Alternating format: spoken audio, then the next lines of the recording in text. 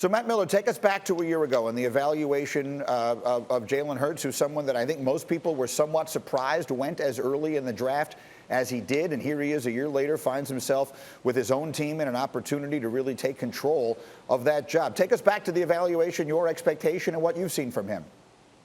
Yeah, I really thought he would be a second or third round pick. So it was a small surprise that he went 53 overall. I think more so a surprise that he went to Philadelphia where they had Carson Wentz. But I liked Jalen Hurts as a player who would be in year two an NFL starter. My comparison for him was Dak Prescott, a quarterback who has very good mobility, can move to throw, doesn't have the strongest arm, but is accurate to those intermediate levels. I think the key with Jalen Hurts, what we saw going from Alabama to Oklahoma, he got with Lincoln Riley, he worked on his mechanics, he loosened up his delivery. That made him more accurate. I'm really excited to see where he takes that moving forward with the full offseason. We got to remember these rookie quarterbacks didn't have a preseason last year. They didn't have an offseason last year. So Jalen Hurts was really thrown into a tough situation. But I think the key is this offense, like Jalen Reagor said, they played better with Jalen Hurts. There was a lot more energy out on the field. The numbers went up as well. So I believe in him as the future starting quarterback of the Philadelphia Eagles and hope they now put that system around him where he can go succeed and show the traits that he showed at Alabama, at Oklahoma. This guy won at every level of football before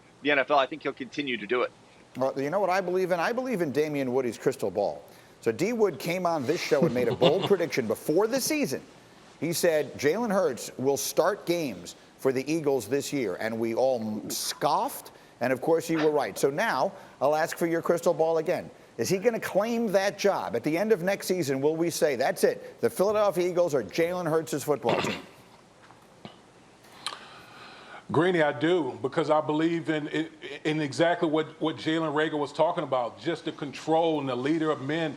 Those are the intangibles that quarterbacks have to have in this league. And we know that the Eagles are in rebuilding mode, but they got some assets where they can surround Jalen Hurts. And I just believe in the person that Jalen Hurts is. We've seen it from Alabama to Oklahoma. He's gotten better. But the one trait that he's carried all the way through is he's always been a leader of men. He's always been able to galvanize, his teammates. So he can carry that along. I think he'll be entrenched as a quarterback for the Eagles moving forward.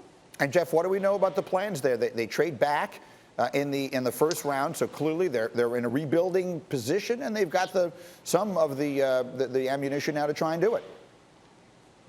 Yeah, well, here's another thing. I actually am among the few who maybe know a little bit more about Nick Sirianni and actually believe that he's a really good person for this job. I know that he's been under fire since he got hired, mostly because he's such an unknown, but I think he was very largely responsible for a lot of the success in Indianapolis. I know we give it to Frank Reich, but Nick also really put that team in a good spot. So coupling him with Jalen Hurts, I think, is one of the more underrated storylines of this coming season. I think that there's some real potential for this duo to maybe surprise some people this season.